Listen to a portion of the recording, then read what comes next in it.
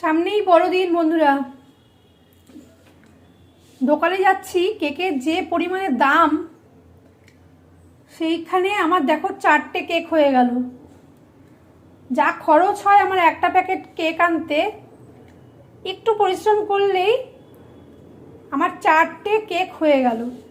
আর আমার সেই মোমো কুকার, আমাকে কোনো ওভেনও লাগবে না। আমি এই মোমো কুকারের মধ্যেই আমি এই কেকগুলোকে বেক করে নেব।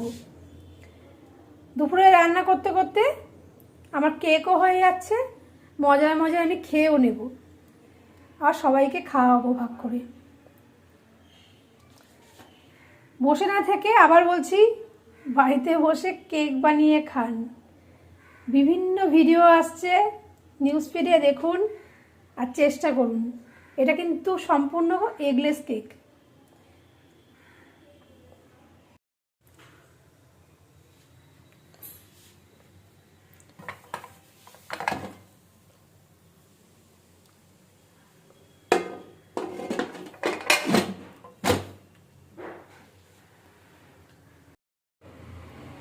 তো আমার রেডি, এখনো আর দুটো বাকি আছে। সেটা হচ্ছে,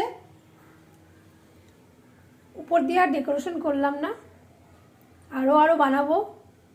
ভিতরে ভরপুর মালপত্র আছে, ডেকোরেশন করলে দেখতে ভালো লাগতো, কিন্তু দিলাম না, কি জানি ইচ্ছে হলো না। কিন্তু খেতে কিন্তু দারুণ হয়েছে।